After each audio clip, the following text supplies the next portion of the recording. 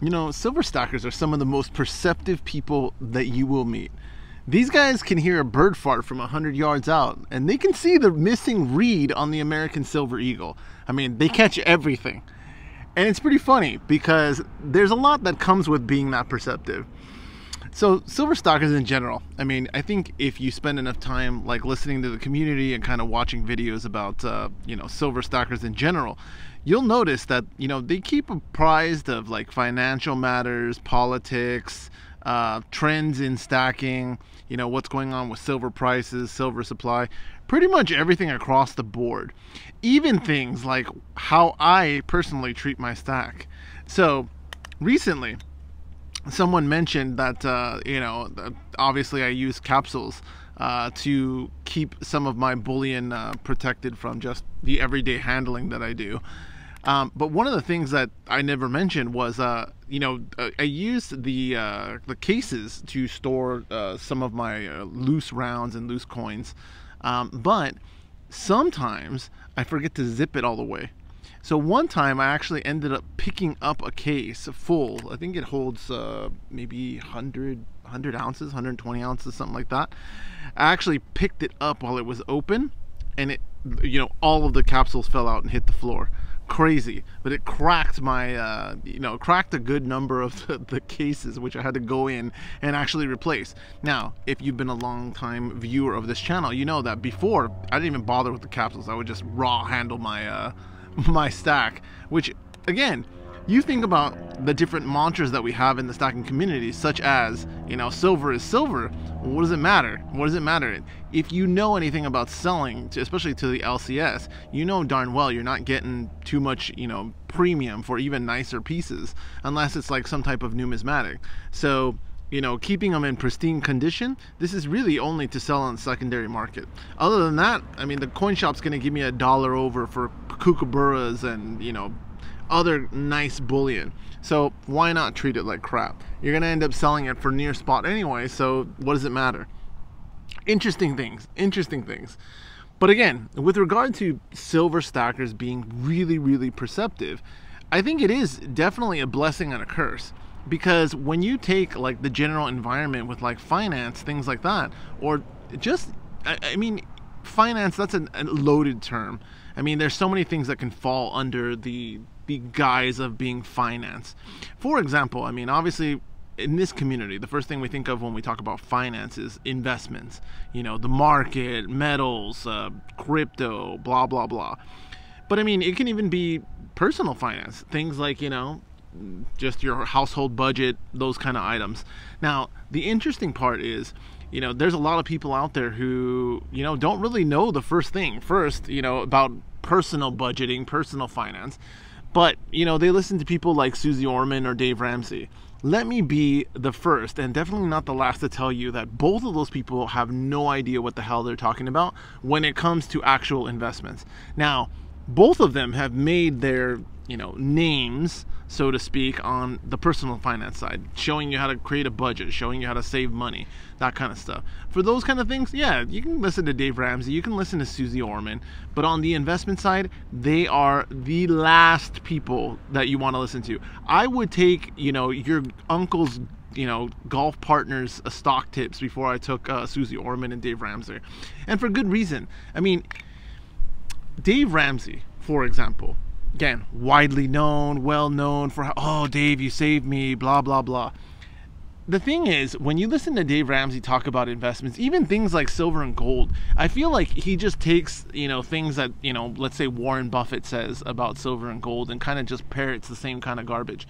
The reality is, with silver and gold, are they good investments? No, probably not. Warren Buffett, not a big fan of them. I mean, I would say most big-time investors aren't big fans of silver and gold. Now, they may say, oh, it's a part of a balanced portfolio, but really, they're not going to go buy bullion, that kind of thing.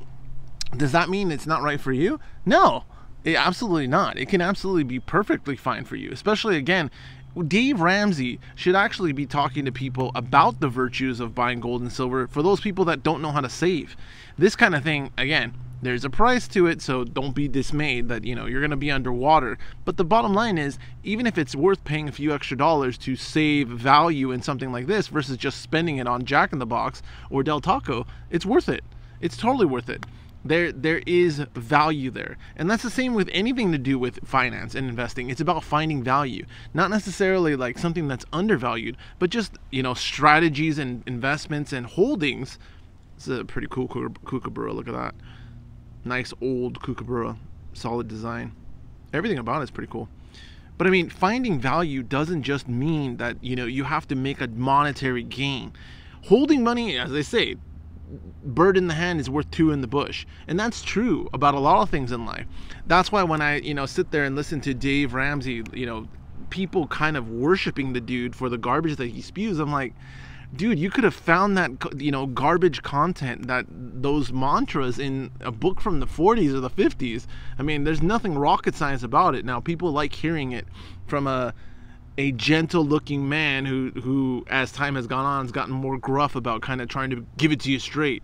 But the reality is, like, again, the concepts that he talks about, they're definitely not rocket science.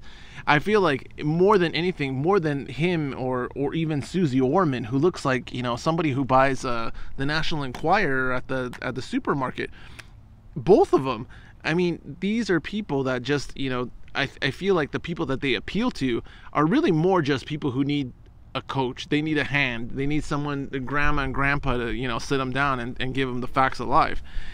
That's the kind of thing I think that they made their money on. Not so much their wisdom or their intelligence or their knowledge with regard to even the subject matter that they're talking about. It's really crazy.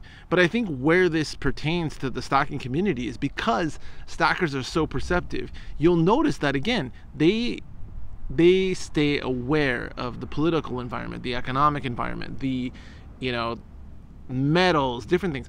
They stay aware of these things, but what gets lost on the stacking community a lot of times is seeing the forest for the trees, the big picture, understanding that there's a lot going on, and it's not as easy as even, you know, again, gold and silver. You know, even if you keep it very simple to just looking at gold and silver and like spot, and why is spot moving one day to the next, you'll find that, you know, the same thing that we make fun of, you know, stock investors for watching like CNBC or Fox Business, where every day it's a different song and dance, whether the market is going up, they'll have a few clowns on there telling you why it's going up, and the next day the market will go down and they'll say, you know, the complete opposite the next day. They'll bring on a new cast of clowns to tell you why that's happening. It's the same with the stacking community, and I think that's the interesting part, that the stacking community, in my opinion, tends to look at itself as kind of separated from those mentalities, separated from those mechanisms, you know, of information and disinformation, but not even disinformation, malinformation, which is different. Those kind of things, they pertain right there to the stacking community. I mean, you hear it time and time again that, you know, you turn on all kinds of different channels and they're just talking about, you know, oh my God, silver's going up because of this, or silver's going down because of this, and this is what's going to happen. You have no clue. You have no clue. If you did, you wouldn't be sharing it with, you know, the community. You'd be out there raking up your billions first and then coming back to the community to sell your 12-week course on how to do it. Dan Locke or all these other guru clowns that are just like teaching people, taking people's money hand over fist. It's a crazy world that we live in, but I will say that I will give, you know, stacking community credit. When you listen to people, even the smaller channels, they really do try to give information, to be informed. And that's, honestly, I mean, that's a lot more than most people. Most people have their head buried in the sand, for better or for worse. Sometimes, depending on the type of person that you are, having your head buried in the sand is a good thing, because you're not reacting to all the things that may scare you, that may, you know, cause you to react negatively. So it's not necessarily a bad thing. But the fact that the stacking community is more informed than the general public, typically, at times, it really is a benefit. The question is, how do you take advantage?